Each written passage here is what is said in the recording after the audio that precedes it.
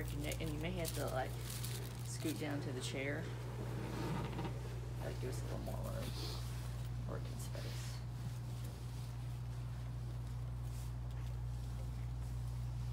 Okay, are we ready for this? Let me know.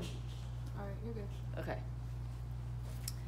So now as we get to the top, it's gonna feel like kind of a original foil type technique where you're working from the underside, weaving this way, or jiggy slicing that way, so we can still lay the foil on a flat part. So I will, if I'm doing a real super white blonde where it's almost solid, I will just go straight forward because you won't really get this stripy look. But I'm probably gonna go this way, and then I may turn and do a diagonal because I want to work on her blending the whiter skunk part right here in. So, but for the most part, this hair kind of goes backwards, so I like to just do it regular, lay it in straight. So you'll see a little different technique going on. I'm going to lift this out at like a 45-degree angle, and then let me part this off because I need to leave a piece between the back section and this one. So I'm gonna lift this up, hold it tighter, and I'm just gonna come in here, and I'm doing it in reverse. And what makes it nice is when you do the top, I made my bleach a little thicker. I got a new batch of the volume to 30. And when I do this last, then I don't ever have to fold these in. So when I don't have to fold these in, then I'm definitely getting closer to the root.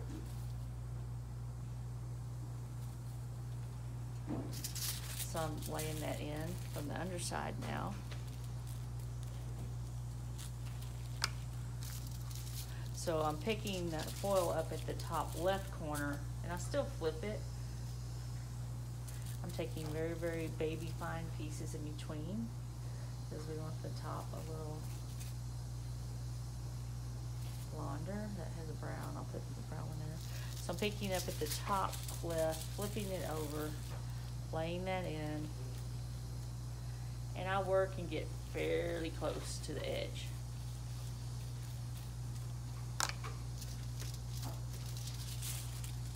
And still, you want to ensure that you cannot see that part. If you can see the part, you're most likely going to have bleed out. So we don't want any of that.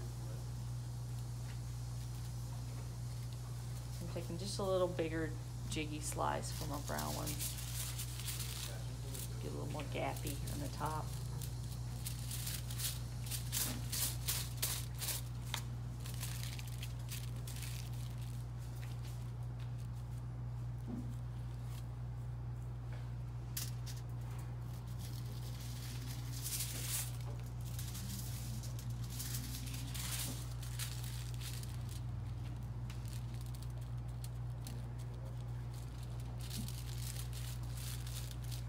That I went ahead and put blonde next to that brown because it just had too much brown and I didn't want it to overpower it.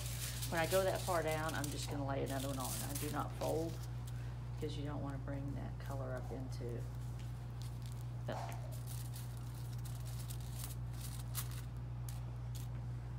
the hair that's already been bleached. You don't want to fold it up into that bleach you have going on. So this one right here looks kind of like a brown one. So I'm going to make this a little smaller brown one because I don't want to take that blonde and deal with something orange going on here.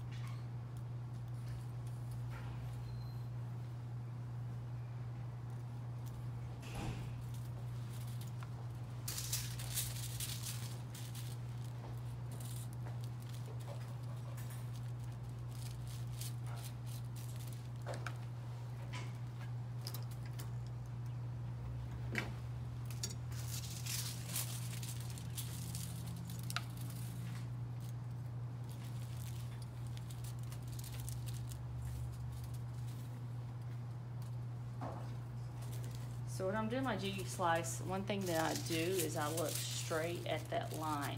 And as you start going, the head does round, so I'll just lightly pat that foil. I don't ever press hard on the foil when I lay the next foil on top or anything in between. I don't have a heavy hand at all. I'm kind of hovering. So I just barely connect that. If you squeeze it as close as I get to the root, you will have bleed out. So I'm looking at that part and I'm just bouncing right up and down on each side of it.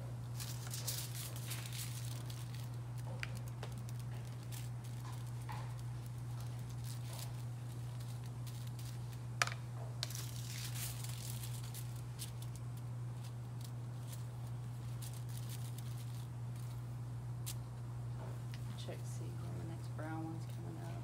Go ahead and put one right here.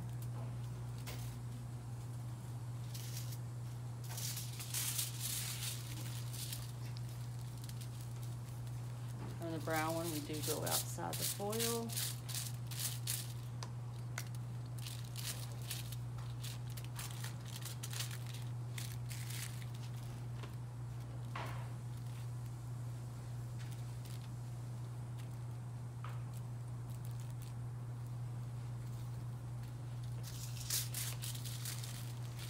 You will see me use the comb to hold the hair out of my way. Just makes it cleaner. And it gives me a place for my comb. I'm coming up onto the brown one again. So the hair's telling me what to do. Just depends on if I want to add more than what's there or not.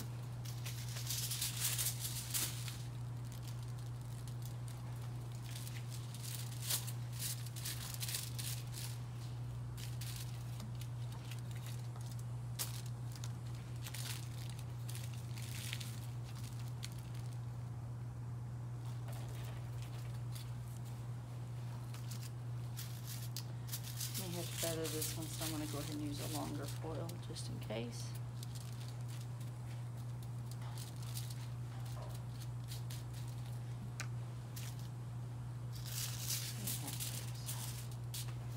Okay, so now I'm about halfway through that section, so I'm going to turn and go at a diagonal.